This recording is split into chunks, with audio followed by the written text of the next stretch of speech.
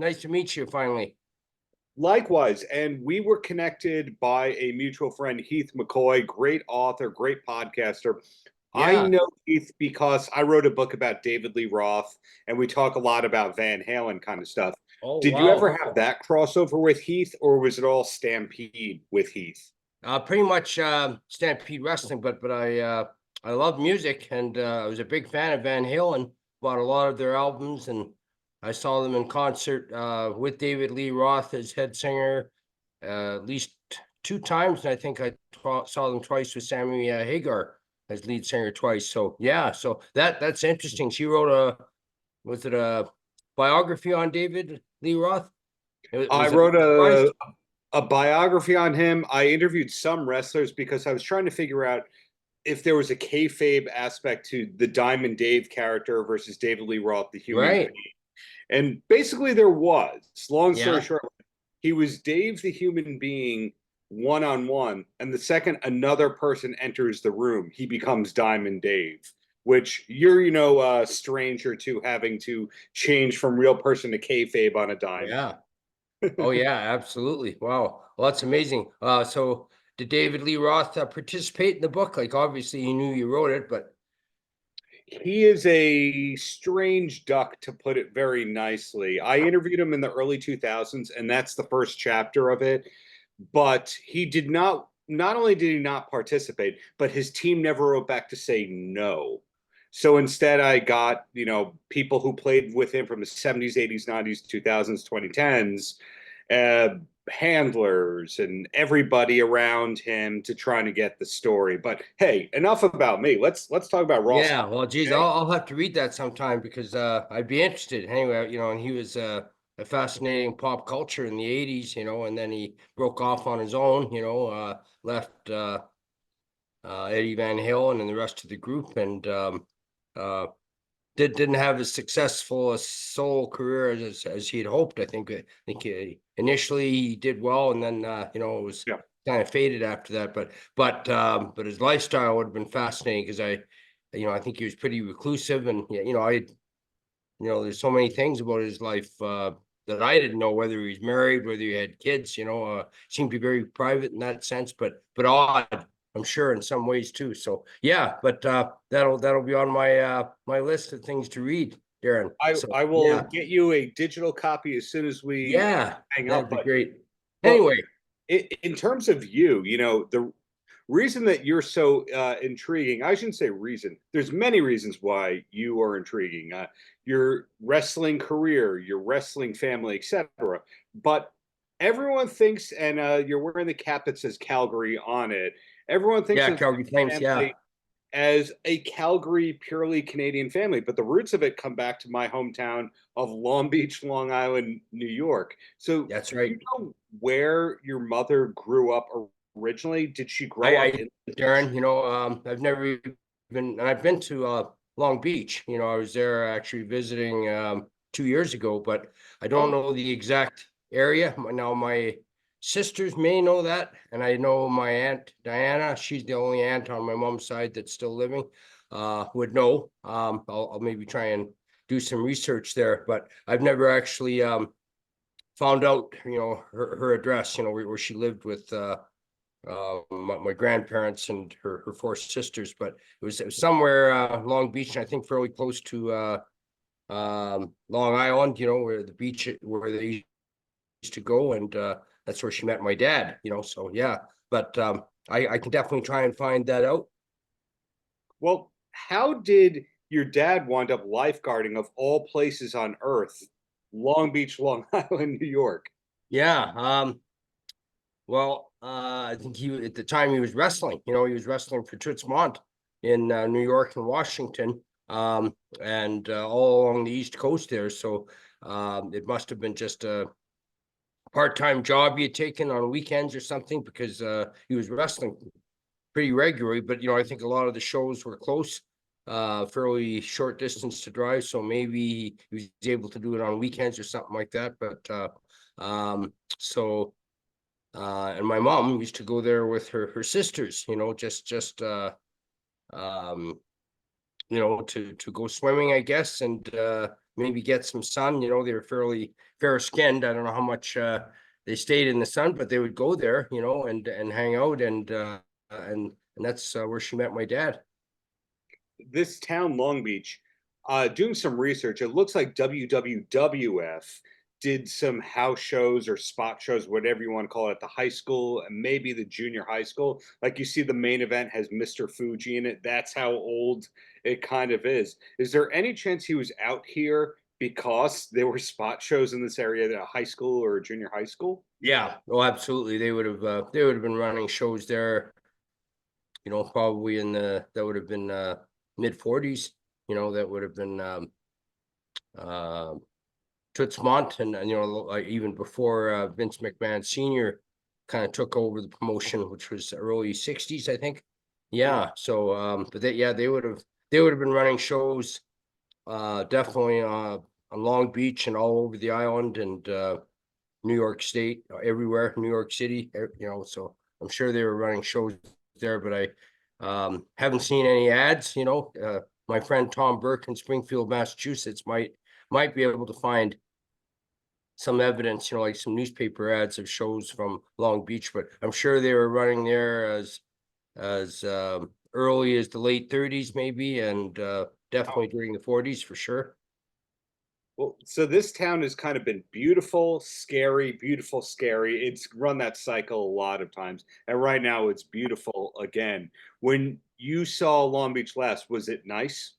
Yeah, yeah, it was pretty nice. Yeah, I was there 2 years ago visiting with some friends, and you know, I've never actually tried to look up my mom's address or maybe the school she attended. Like those are things I have to do. And you know, she passed away 21 years ago, I guess. She passed away in 2002, so maybe 22 years ago. Um, but I but I know she would have recalled all those things, right? So I just I haven't done that research there, Darren. But yeah, but that's where she grew up, and you know, her father, my grandfather, Harry Smith, was an Olympic runner, I think in the 1912 Olympics in Sweden. And he loved to run, you know, that he used to do that every day. He would run uh, marathons even after he retired.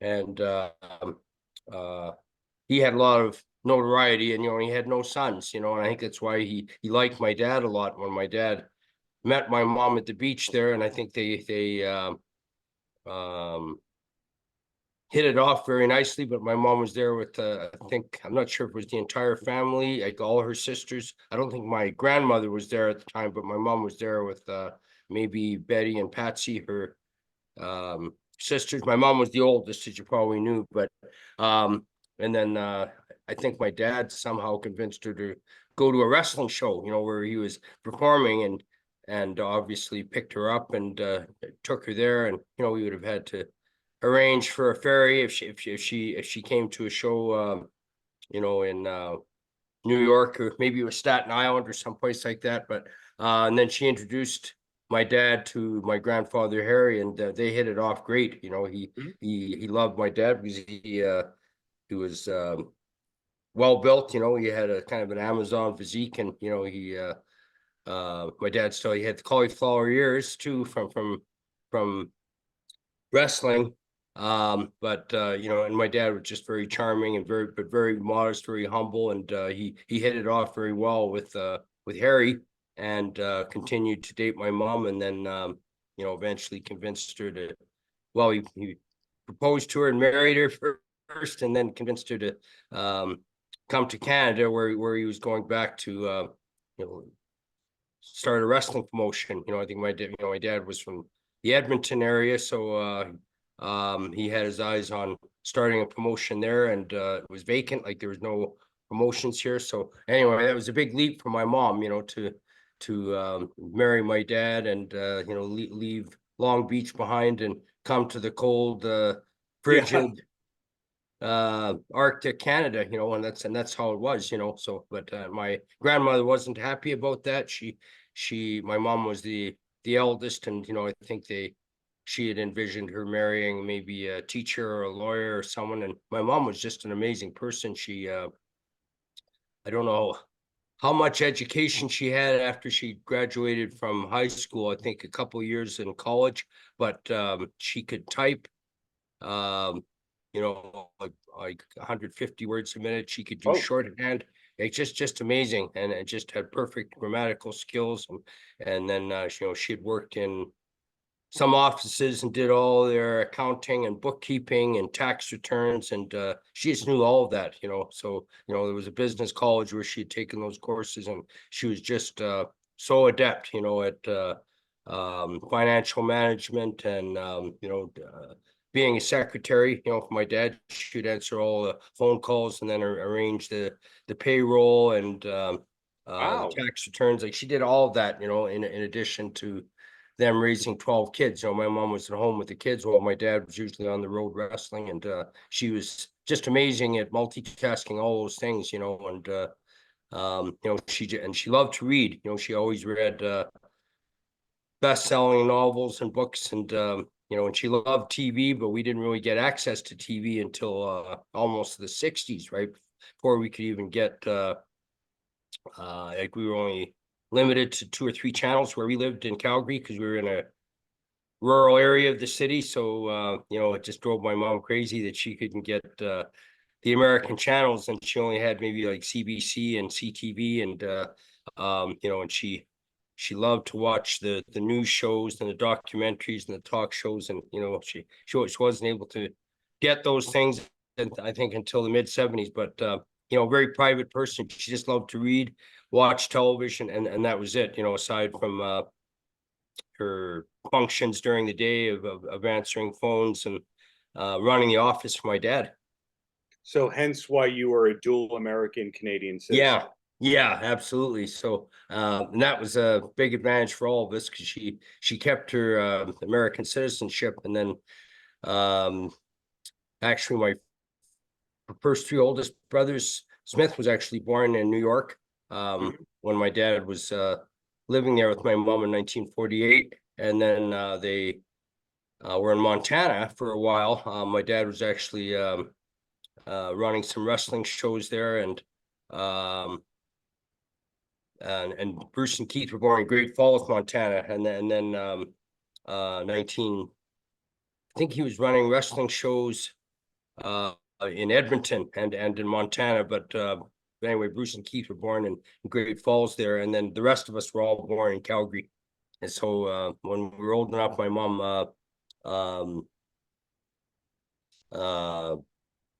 she sponsored us for our American passports, because she knew that would be an advantage for some of us, if we were in the wrestling industry or if we were wrestling. And so that definitely worked for Brett and Owen. They got their American passports and still kept their Canadian passports, but during the 70s and 80s, it was so hard to get a visa to work in the United States, to get, I guess it was called an H-1 visa at that time.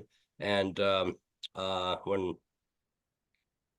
Brett and Owen were able to get that, it just allowed them to work anywhere, for WWE, WCW, any independent promotions. And and so we all got our American passports and citizenship. And my sisters, it benefited them because they lived in the U.S. From time to time. Like, Ellie lived with Jim Neidhart in Florida for a number of years. Diana relocated to Florida there as well. And then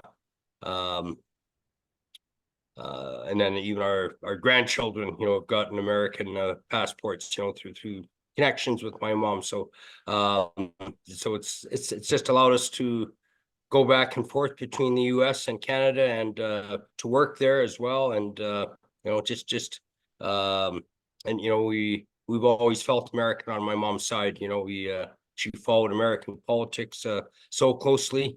She was a big fan of the Kennedys, and I know I'm kind of giving her political stripes away, but Well, to rudely interrupt you, she was a huge fan of them, and followed things like the Vietnam War and Watergate, and she just it kind of brought her close to U.S. culture. But every year, she would go back to Long Island, and she would visit any of my remaining sisters, but most of them had moved away after I think my grandparents had passed away in the early 60s. But my mom always kept a connection to New York City itself and Long Island. She would go back once a year for a visit. And when she did, she'd go to the Central Library in New York City, and and she just loved to go walking. I don't know if she took the subway, but I think she just enjoyed walking, going to Manhattan and the parks and beaches, and then she'd take the ferry to Long Island as well. So and she never gave up her U.S. citizenship. She always stayed an American citizen, but she always had that connection there, and she'd go back once a year, usually by herself. Like my dad had to stay and run the wrestling business here, but she would always go back and sometimes meet with my aunts and have a reunion there. But she would go back at least once a year, and she loved New York City, and I think it was always maybe a possibility in her mind that she might go back and live there once she retired, because she was born and raised there and just loved the culture and lifestyle. But she was well settled in Canada too. It was definitely a colder climate. It was a more barren place. Sure. There weren't buses or trains, that they had in New York. So it was a real lifestyle adjustment for her, when she came to Canada. But she did it amazingly well. It sounds like she was very cosmopolitan, and the reason that I say that is because when we think of the Hart family, usually when they talk about the roots of the Hart family, they go, and the dungeon and the screaming in the basement, and then they start to do, impressions of your father. I think Jim Ross is one of the first people to do impressions of your father and help popularize it. But we Yeah. think that, okay, well, there was Helen Hart, who was running numbers, sophisticated, well-read, cultured person. So in other words, she kind of shatters the stereotypes of a family in a house of a bunch of meathead wrestlers going Yeah. around. Yeah, very much. She was distinguished and elegant, and and well educated, and um she was just well spoken and charming, and just so um immersed in US culture, but she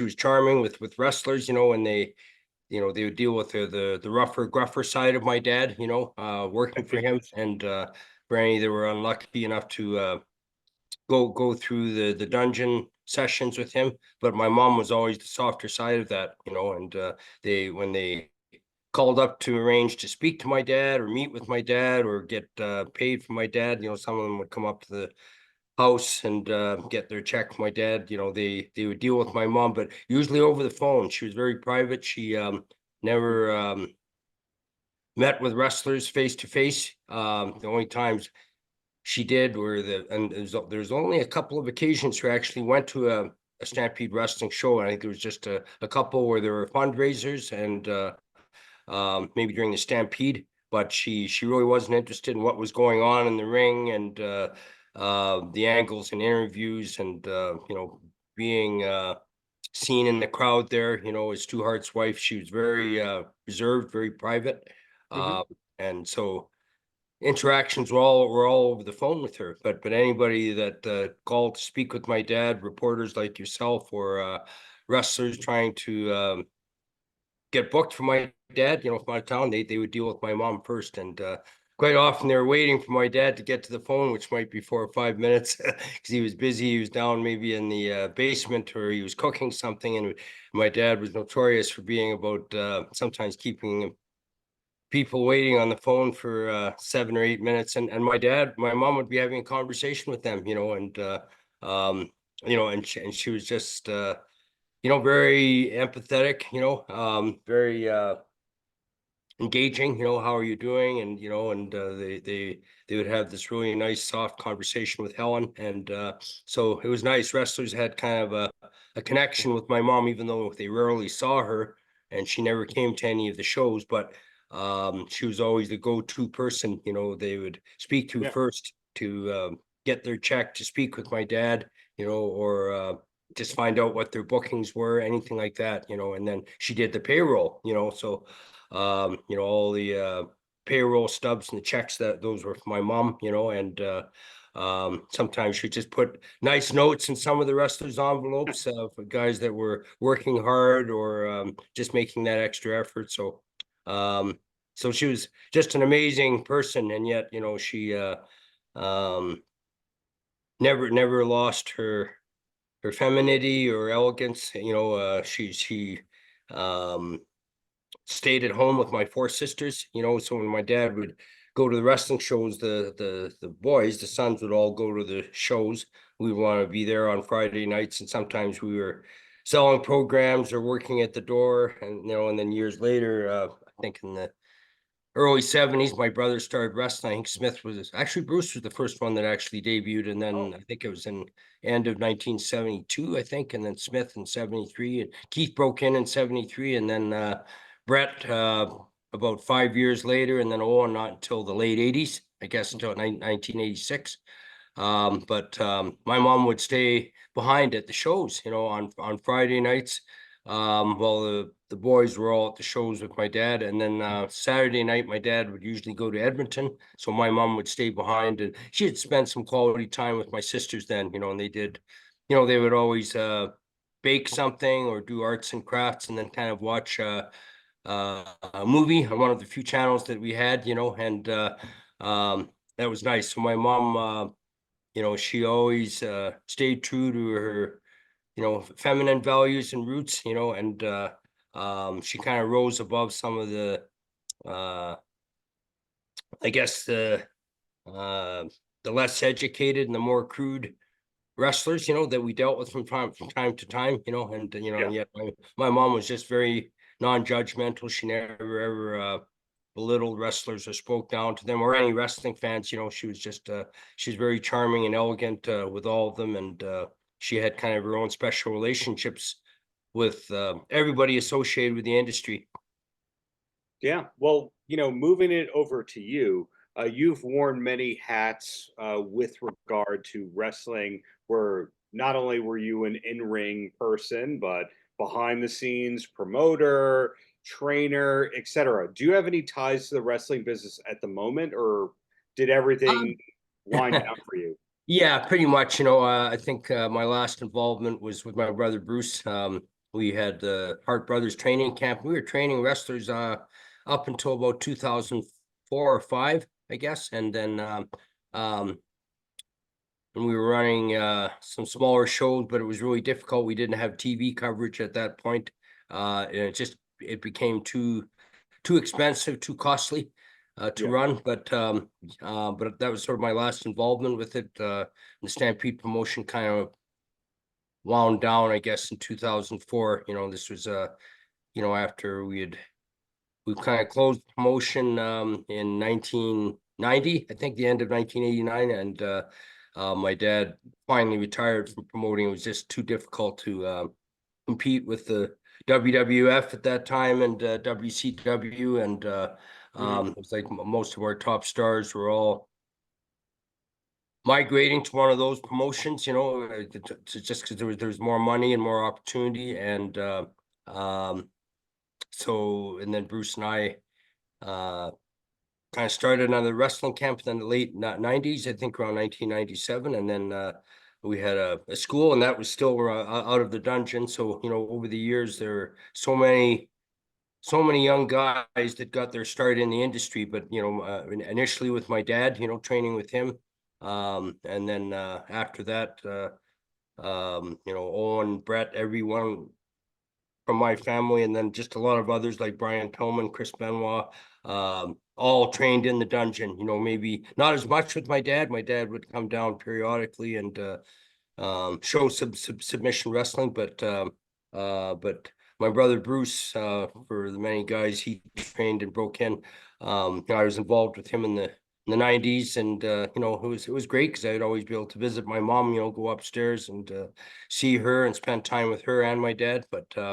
Um, but after that, you know, I I kind of was less involved in wrestling. I just focused on my teaching career, but I did learn a lot of things from my mom, like I learned writing and editing skills, so I kind of worked with her. We would send out all the press releases to the TV and radio stations and newspapers where we were running shows, and I just learned how to do that from my mom. And just she would edit some magazine articles I'd written for some different wrestling magazines. I'd always go to her, and she was just so grammatically sound, even more than any of my teachers in English.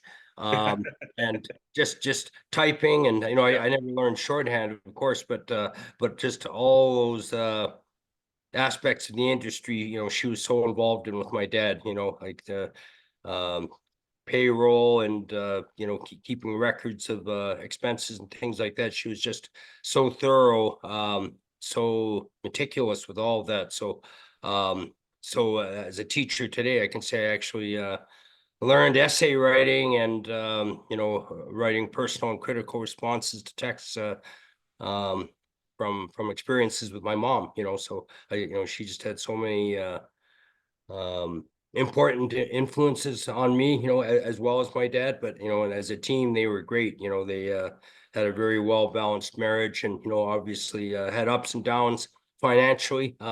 Sometimes business was good, sometimes it wasn't. But they ran the household and raised 12 kids, and ran the wrestling and some other business enterprises that my dad had at the time, and just did an amazing job with that. But sometimes my mom didn't get nearly as much of the recognition as she should have. And part of that was because she was such a background figure. She was very low key and didn't want to be seen in the public eye, but Right. it was interesting. Years later, she would actually be at some of these pay-per-views where Brett was wrestling. I think when Brett fought Jerry Lawler in a match. I think she and my dad were at one of those matches, and then when Brett Yeah.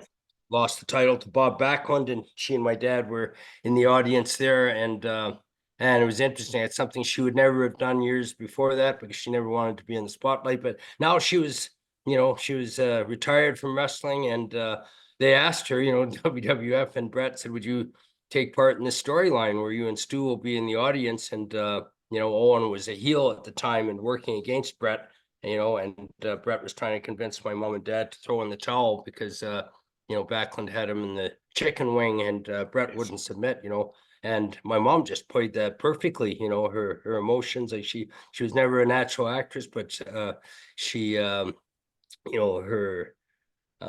involvement with that just got the angle over great, and then finally she relented. She kind of gave in to Owen's manipulation, and grandstanding, and she threw the towel in, and my dad was pissed off. Like he reacted like because my dad didn't want to do it, he didn't want to see Brett surrender, and he wasn't buying Owen's pitch, and it was great, like, and so she actually performed there and was part of the storyline, and I think she enjoyed it because she didn't have any other responsibilities or commitments, and Got it. and yeah, and it was helping get Brett's and Owen's angle over, so it was interesting, how she kind of did an about face there, but I think her life was so much influenced by the industry, but while she really liked her privacy and time away from it, because it could be very stressful and so time consuming, years later she was just very happy for Brett's and Owen's success, and I think for all of us, but I think my mom was just a great parent. She had very, I thought, balanced relationships with Sure. all her kids, and just did an incredible job of raising us in that crazy household, and dealing with all the antics and crazy characters, and the stuff that was going on every day, because we never knew what to expect. Sometimes my mom would have to deal with the bad news that the wrestlers had broken down in a vehicle and didn't get to a show, and they had to refund the money and turn away 700-800 people or something like that, and that could be very stressful for her, and at times dealing with losing money, and My dad was kind of set in his ways sometimes on how he ran the business, and I think that was painful for her at times, but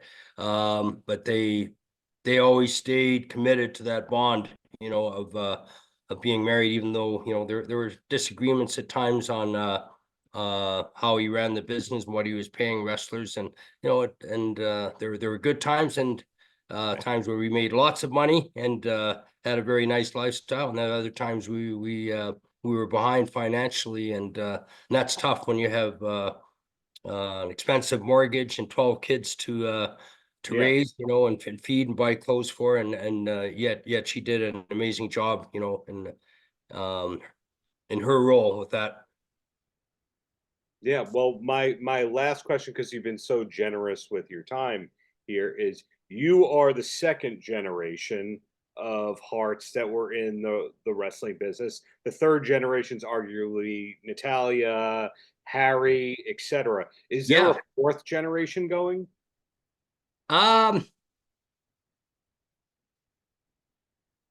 there is, but I don't think there's anyone that's stepped in the ring. But I have a couple of fourth generation nephews, Dallas and Blade, that are running Dungeon Pro Wrestling, and Brett's helping out with that somewhat, but they're not stepping in the ring. They don't think they have any interest in actually performing, but they're actually promoting shows. I'm just trying to think if there's anybody else. I think that's about it. I have one nephew, Matthew Smith's son, who's performing, but I guess he would have been a third generation star, so but now, they're the fourth generation um nephews and nieces are having kids, and I wouldn't be surprised if some of them, grow up and decide to try wrestling. I think there's just so much fascination about that, and maybe following the footsteps of either their parents or their grandparents or uncles and aunts, in the case of, Brett and Owen and Ellie's kids, and my nephew Ted and TJ and Harry, of course. So that will be interesting. But right now it's just fourth generation. I think Harry's doing really well in Japan, and Natalia just re-signed with the WWE, as you know, and Ted's kind of all over the place. He's wrestling independently, I guess. I think I heard he's actually in Calgary doing an independent show, his first one in about 5 years, but still performing. Yeah, so she's interesting. But again, I think all of them even had a lot of special connections, with my mom. She was a really doting grandparent, and I can't say I don't think my mom wanted any of my sisters ever to marry wrestlers, but it just seemed inevitable that would happen, and she Yeah. never intervened or tried to stop things like that. But I think, though, she had hopes, that a lot of them would marry, doctors or lawyers. And it was sort of the same thing my grandmother felt. She was really unhappy when my dad took her away from their family, and in a sense, physically and um, um, lifestyle, because when my mom married my dad, she was on the road with him on the shows, and she was away from home. And then when he moved to Canada, that was a real separation from my mom and family. And my grandmother was not very happy with my dad about that, and I think, she was very protective of her eldest daughter. And so, but with my mom, I think she was pretty non-judgmental. And if my sisters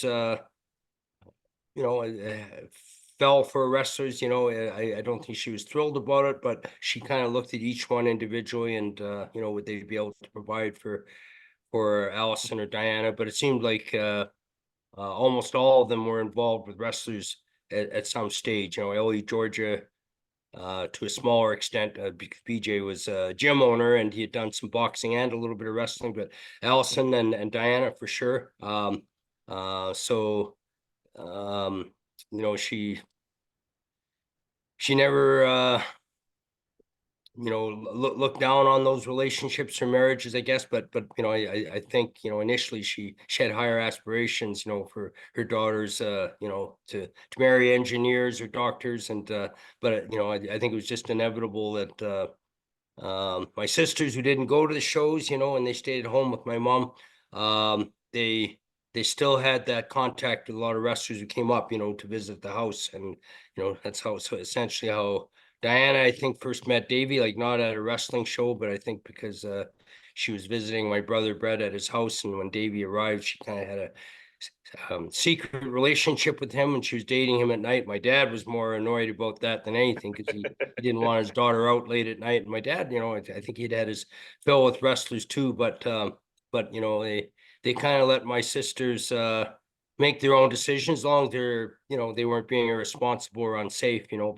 but you know, they kind of knew the ways of wrestlers, and wrestlers could be womanizers. They could be heavy drinkers, right? You know, they could be sometimes um inappropriate, you know, in hotels and public places. So so in a sense, you know, my parents were pretty guarded, pretty cautious about letting you know, their daughters especially get involved with men, but inevitably they all did. Inevitably they all did, and that's why we the fans now get to see that third, maybe fourth generation going. And that's why the Hart Yeah. name, even though not a lot of people are still in the ring, it is one of the coolest brands related to that. I would bet if you put out Stampede Wrestling shirts, you would sell a lot of them, even though none of the people have watched it. Yeah. It's a cool logo, and it's got this great heritage associated with it. So, you know, thanks to you and your family for keeping it alive, and Yeah. Yeah. look forward to No, what's to it's, come. yeah, absolutely. And you know, it's neat. There's still a lot of old Stampede wrestling footage on YouTube. And so fans watch that, you know, and they watch some of the earlier matches of Dynamite, Davey Boy, Dr. D, David Schiltz, Bad News Allen, and Brett and Owen, you know, in their earlier years with Stampede. And then some of their matches are still available from Japan and places like that. So so there's sort of almost a newer generation of Stampede wrestling fans, you know, and the, you know, and just the style we had, you know, it was just um it was fast, it was exciting. We had great characters, and you know, they look like real competitors in the ring. It didn't look staged or phony, you know, and um certainly our family, you know, has benefited, I guess, from a lot of the exposure, and even just um